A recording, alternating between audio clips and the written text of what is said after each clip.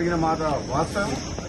ప్రభుత్వం తరఫున నేను క్షమాపణ కూడా చెప్తున్నాను. ఎందుకంటే మనం అనుకున్న దానికంటే డబల్ 3 రెట్లు ఎక్కువ వచ్చింది.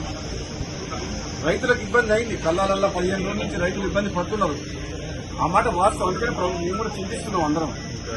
డెఫినెట్ గా రైతుల కోసం ఈ ప్రభుత్వం ఎప్పుడు కూడా రాత్రింబాలు కష్టపడి రైతులకు అన్ని రకాలుగా సపోర్ట్ గా ఉండాలన్న ఉద్దేశంతో పనిచేస్తుంది. కాబట్టి రాబోయే 10 రోజుల్లో కంప్లీట్ గా ధాన్యం సేకరణ కంప్లీట్ చేస్తామని చెప్పి నేను కూడా మాటిస్తున్నా.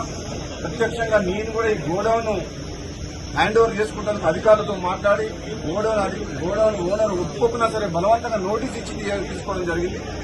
ఇంకొక 1,00,000 టన్నులకు తిరుమలకి సూర్యాపేట మండలం అక్కడ ఒకటి ఉన్నది, అది కూడా తీసుకోమని చెప్పిన ఇప్పుడు అడిషనల్ కలెక్టర్ గారితో మాట్లాడినా.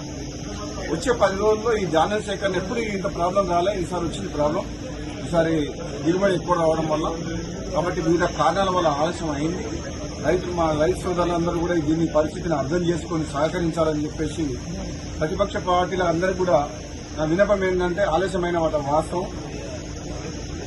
మీరు కూడా ప్రజల పక్షాన చాలా సందర్భాల్లో మీడియా ద్వారా కానీ రైతుల పక్షాన మీరందరూ కూడా మీ పాత్ర పోషించిండ్రు. ప్రభుత్వం కూడా అన్ని రకాలుగా మీరు చేసిన పోరాటాన్ని కావచ్చు, మీ ప్రజల పక్షాన మాట్లాడడం కానీ రైతుల పక్షాన దాన్ని పాజిటివ్ గానే తీసుకుంటుంది. నెగిటివ్ యాంగిల్లో రాజకీయ కోణంలో రాజకీయం చేయదలుచుకోలేదు. ఎందుకంటే ఇది రైతుల సమస్య.